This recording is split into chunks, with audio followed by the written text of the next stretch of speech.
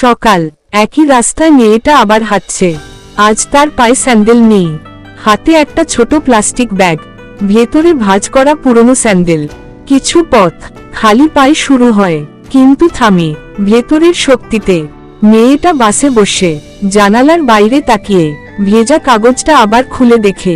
কাগজের লেখা, ভালো কাজ হারিয়ে যায় না, সময় পেলে ফিরে আসে। বাস থামে, এক বৃদ্ধা উঠতে গিয়ে হোঁচট খায়। হাতে ভারী বাজারের ব্যাগ, চারপাশে মানুষ ব্যস্ত, সবাই দেখে কিন্তু সবাই থামে না। মেয়েটা দ্রুত উঠে দাঁড়ায়, বৃদ্ধার ব্যাগ ধরে নিজের সিট ছেড়ে দেয়। আপনি বসুন খালা, আমি দাঁড়িয়ে যাব। বৃদ্ধার চোখ ভিজে যায়। বাস নামার সময় বৃদ্ধা মেয়েটার হাতে কিছু দেয়, একটা নতুন স্যান্ডেলের প্যাকেট। কাল আমার নাতিটা কারো কাছ থেকে স্যান্ডেল পেয়েছিল, আজ আমি কাউকে দিতে পারলাম।